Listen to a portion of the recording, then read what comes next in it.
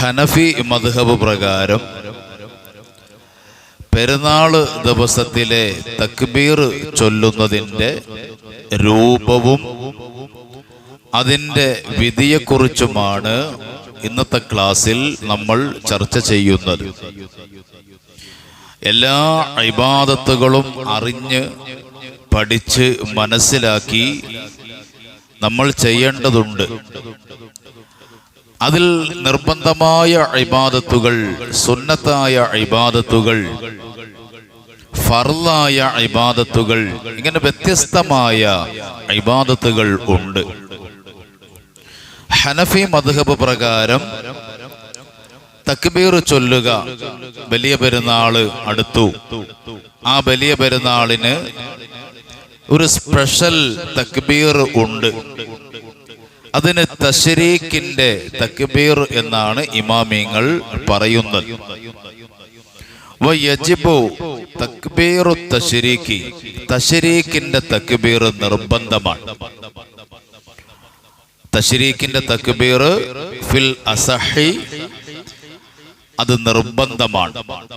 അപ്പോ വലിയ പെരുന്നാളിന്റെ സ്പെഷ്യലായി നമ്മൾ ചൊല്ലുന്ന തക്ബീർ, ആ തക്ബീറിന്റെ ഹുക്കുമ് എന്താണ്? അത് നിർബന്ധമാണ്. മറത്തൻ, ഒറ്റയായിട്ടാണ് ആ തക്ബീർ ചൊല്ലേണ്ടത്. ഇമാമിങ്ങൾ അതെങ്ങനെയാണ് ചൊല്ലേണ്ടത് എന്ന് പോലും നമുക്ക് ഇൻഷാ അല്ലാഹ് പഠിപ്പിച്ച് തരുന്നുണ്ട്.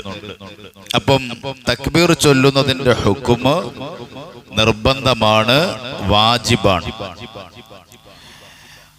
അതിന് തെളിവെന്താണ്? പരിശുദ്ധ ഖുർആൻ വദ്കുറുല്ലാഹ ഫീ അയ്യാമിൻ മഅദൂദാത്തിൻ, ഈ ആയത്താണ് അതിന് രേഖയായി ഹനഫി ഫുഖഹാക്കൾ നമുക്ക് പഠിപ്പിച്ചിരുന്നത്.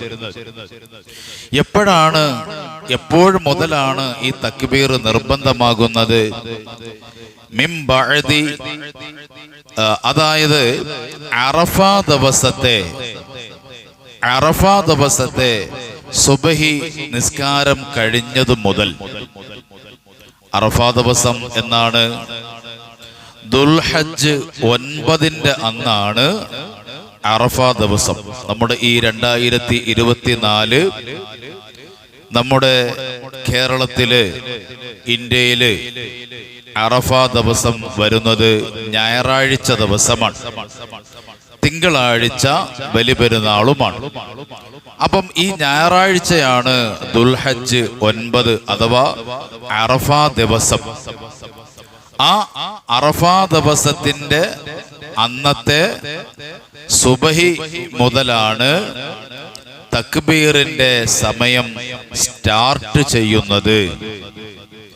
ഏതുവരെ? ഇലാമാ ബഅദ സ്വലാത്തിൽ അസ്രി മിൻ ആഖിരി അയ്യാമി തശ്രീക്കി, അയ്യാമു തശ്രീക്കിന്റെ അവസാനത്തെ അസ്ർ നിസ്കാരം വരെ.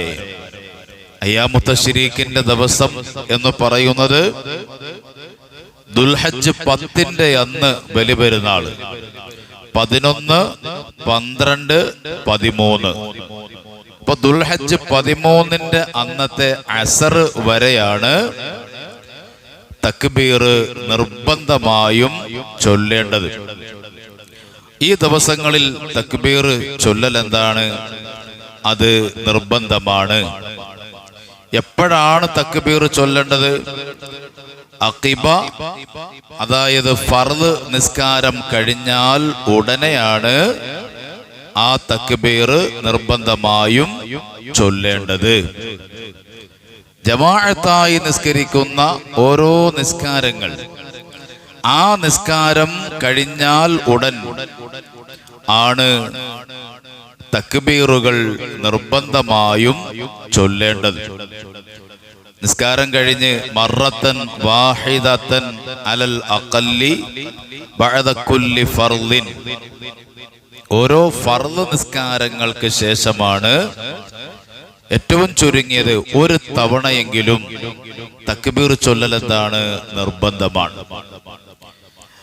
ഇമാമുൽ ആദം അബൂ ഹനീഫ റളിയല്ലാഹു അൻഹുവിന്റെ അഭിപ്രായം അനുസരിച്ച് സുന്നത്ത് നിസ്കാരത്തിന്റെയും വിത്ർ നിസ്കാരത്തിന്റെയും ജനാസ നിസ്കാരത്തിന്റെയും ശേഷം തക്ബീർ വാജിബില്ല, നിർബന്ധമില്ല. മഹാനായ ഇമാമുൽ ആദം അബൂ ഹനീഫ റളിയല്ലാഹു തആല അൻഹു അവിടുന്ന് പറയുന്നതായി നമുക്ക് കാണാം, ഒറ്റയ്ക്ക് നിസ്കരിക്കുന്നവനും ജമാഅത്തായി നിസ്കരിക്കുന്നവനും വീട്ടിൽ നിസ്കരിക്കുന്ന സ്ത്രീകളും ഫർദ് നിസ്കാരത്തിന് ശേഷം തക്ബീറുകൾ ചൊല്ലൽ നിർബന്ധമാണ്. സ്ത്രീകൾ വീട്ടിൽ നിസ്കരിച്ചതിന് ശേഷം തക്ബീർ ചൊല്ലുമ്പോ വതഖ്ഫളുൽ മർഅതു സൗതഹാ, സ്ത്രീകൾ ശബ്ദം താഴ്ത്തി, പുരുഷന്മാർ ശബ്ദം ഉയർത്തുന്നത് പോലെ ശബ്ദമുയർത്താതെ ശബ്ദം താഴ്ത്തി വേണം സ്ത്രീകൾ തക്ബീർ ചൊല്ലാൻ. അപ്പൊ സ്ത്രീകളുടെ മേലും തക്ബീർ ചൊല്ലൽ നിർബന്ധമാണ്. സാധാരണ ഉമ്മമാര്, സഹോദരിമാര്, വീട്ടിൽ നിസ്കരിക്കുന്നവർ അധികം ആളുകളും ഇന്ന് തക്ബീർ ചൊല്ലാറില്ല. പക്ഷെ അവരുടെ മേലും നിർബന്ധമാണ് തക്ബീർ ചൊല്ലൽ. എന്താണ്? ഹനഫി മദ്ഹബ് പ്രകാരം നിർബന്ധമാണ്. ഇനി ഒരാള് ഇമാമും ജമാഅത്തുമായി നിസ്കരിച്ചപ്പോ ഇമാമിന് തക്ബീർ മറന്നുപോയി. എന്നാൽ മഅ്മൂമീങ്ങൾ അഥവാ ഇമാമിന്റെ പുറകിൽ ഇരിക്കുന്ന ആളുകൾ ആ തക്ബീർ ഉറക്കെ ചൊല്ലിത്തുടങ്ങേണ്ടതാണ്. കാരണം നിർബന്ധമാണല്ലോ. ഇനി ഒരാൾ പള്ളിയിൽ നിസ്കരിക്കാൻ വേണ്ടി വന്നപ്പോ ജമാഅത്ത് പകുതിയായി, അല്ലെങ്കിൽ ഒരു റക്അത്ത് കഴിഞ്ഞു. അയാൾ ഇമാമിനെ തുടർന്ന് നിസ്കരിച്ചു. ഇമാമ് സലാം വീട്ടി കഴിയുമ്പോ ഈ താമസിച്ച് വന്ന ചങ്ങാതി എഴുന്നേറ്റ് അയാൾക്ക് നഷ്ടപ്പെട്ടു പോയ നിസ്കാരം റക്അത്ത് അയാൾ നിസ്കരിക്കണം. അയാള് നിസ്കരിക്കാൻ വേണ്ടി എഴുന്നേറ്റ സമയത്താണ് ഇമാമ് ഇവിടെ തക്ബീർ ചൊല്ലിയത്. മറ്റേയാള് നിസ്കാരമൊക്കെ പൂർത്തിയാക്കി വന്നപ്പോ ഇവിടെ തക്ബീർ ചൊല്ലി കഴിഞ്ഞു. എന്നാൽ ഇയാൾ തക്ബീർ ചൊല്ലണം. അയാളുടെ മേലും നിർബന്ധമാണ്. മസ്ബൂക്ക് എന്നാണ് അയാൾക്ക് പറയാ. പിന്തി തുടർന്ന ആള്. മസ്ബൂക്ക് എന്ന് പറഞ്ഞാൽ പിന്തി തുടർന്ന ആള്. ഈ പിന്തി തുടർന്ന ആളും അയാളുടെ റക്അത്ത് വീണ്ടെടുത്ത് അയാളുടെ റക്അത്ത് കഴിഞ്ഞ് സലാം വീട്ടിയതിന് ശേഷം അയാളും തക്ബീർ ചൊല്ലൽ നിർബന്ധമാണ്. ഇത് വലിയ ഒരു നാം ശ്രദ്ധിക്കേണ്ടുന്ന ഒരു കാര്യമാണ്. പരിശുദ്ധമായ ഹനഫി മദ്ഹബിൽ ഫീ കുല്ലി സ്വലാത്തിൻ ഫർളൻ കാന, ഫർളാണെങ്കിലും ഒറ്റയ്ക്ക് നിസ്കരിക്കുന്ന നിസ്കാരമാണെങ്കിലും ജമാഅത്തായി നിസ്കരിക്കുകയാണെങ്കിലും മുസാഫിർ യാത്രക്കാരന്റെ നിസ്കാരമാണെങ്കിലും അതേപോലെ ഏത് നിസ്കാരമാണെങ്കിലും ആ നിസ്കാരങ്ങൾക്കൊക്കെ ശേഷം ഈ തക്ബീർ ചൊല്ലൽ നിർബന്ധമാണ്. അപ്പോ ജമാഅത്തായി നിസ്കരിക്കുന്നവർ മാത്രമല്ല, നമ്മുടെയൊക്കെ നാടുകളിൽ നമുക്ക് കാണാം പള്ളികളില് ജമാഅത്തായി നിസ്കരിക്കുമ്പോൾ ഇമാമ് ഉറക്കെ നിസ്കാരം കഴിഞ്ഞാൽ ഉടൻ സലാം വീട്ടി കഴിഞ്ഞാൽ ഉടൻ തക്ബീർ ചൊല്ലും. അല്ലാഹുമ്മ ഇന്നക അന്തസ്സലാം വ മിങ്കസ്സലാം വ ഇലൈക യർജിഉസ്സലാം എന്ന ഒരു ചെറിയ ദുആയുണ്ട് നിസ്കാരം കഴിയുമ്പോൾ, ഫർദ് നിസ്കാരം കഴിയുമ്പോൾ. ആ ദുആയ്ക്ക് മുമ്പ് വേണം ഈ തക്ബീർ ചൊല്ലാൻ. തക്ബീർ ചൊല്ലിയിട്ട് വേണം അല്ലാഹുമ്മ ഇന്നക അന്തസ്സലാം വ മിങ്കസ്സലാം എന്ന ചെറിയ ദുആ. അത് കഴിഞ്ഞിട്ട് പിന്നെ സുന്നത്ത് നിസ്കരിക്കും. ആ സുന്നത്ത് നിസ്കാരത്തിന് ശേഷമാണ് പിന്നെ 33 സുബ്ഹാനല്ലാഹ്, അൽഹംദുലില്ലാഹ്, അല്ലാഹു അക്ബർ, ആയത്തുൽ കുർസിയൊക്കെ ഓതി പിന്നെ ദുആ ചെയ്യുന്നത്. ഹനഫി മദ്ഹബിൽ ഫർദ് നിസ്കാരത്തിന് ശേഷം 2 ദുആയുണ്ട്. ശേഷം സുന്നത്ത് നിസ്കാരമുള്ള നിസ്കാരങ്ങളിൽ രണ്ട് ദുആയുണ്ട്. അത് പ്രത്യേകം എടുത്തു പറയാൻ കാരണം അസർ നിസ്കാരത്തിന് ശേഷം രണ്ട് ദുആ ഇല്ല, ഒറ്റ ദുആയേ ഉള്ളൂ. കാരണം അസർ നിസ്കാരത്തിന് ശേഷം സുന്നത്ത് നിസ്കാരം ഇല്ല, അതുകൊണ്ട് തന്നെ. അതുപോലെ സുബഹി നിസ്കാരത്തിന് ശേഷം സുന്നത്ത് നിസ്കാരം ഇല്ല.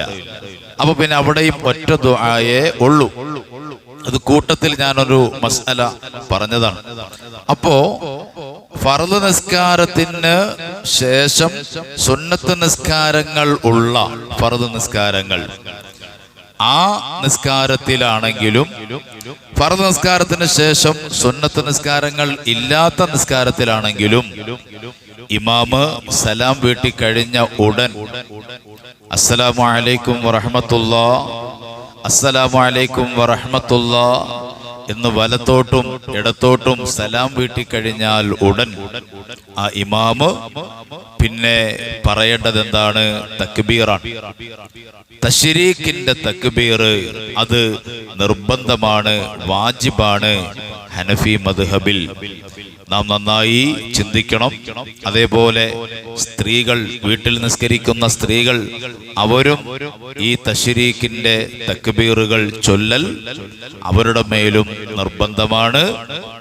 ഒറ്റയ്ക്ക് നിസ്കരിക്കുന്നവരുടെ മേലും ഈ തക്ബീർ ചൊല്ലൽ നിർബന്ധമാണ്. ഇമാമിനെ പിന്തിത്തുടർന്ന് നിസ്കരിച്ച ആള്, അയാളുടെ നിസ്കാരത്തിന് ശേഷം അയാളും തക്ബീർ ചൊല്ലൽ നിർബന്ധമാണ്.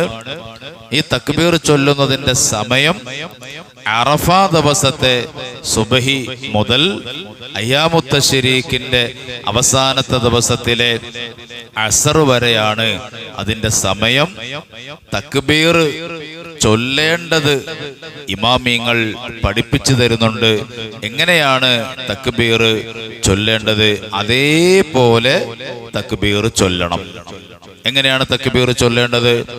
അല്ലാഹു അക്ബർ, അല്ലാഹു അക്ബർ, ലാ ഇലാഹ ഇല്ലല്ലാഹു, അല്ലാഹു അക്ബർ, അല്ലാഹു അക്ബർ വലില്ലാഹിൽ ഹംദ്. എങ്ങനെയാണ്? ഷാഫി മദ്ഹബിൽ അത് ഇരട്ടിയായി ചൊല്ലും. അല്ലാഹു അക്ബർ, അല്ലാഹു അക്ബർ, അല്ലാഹു അക്ബർ. ഇല്ലേ? ഇങ്ങനെയാണ് ഷാഫിഈ മദ്ഹബുകാർ ചൊല്ലുന്നത്.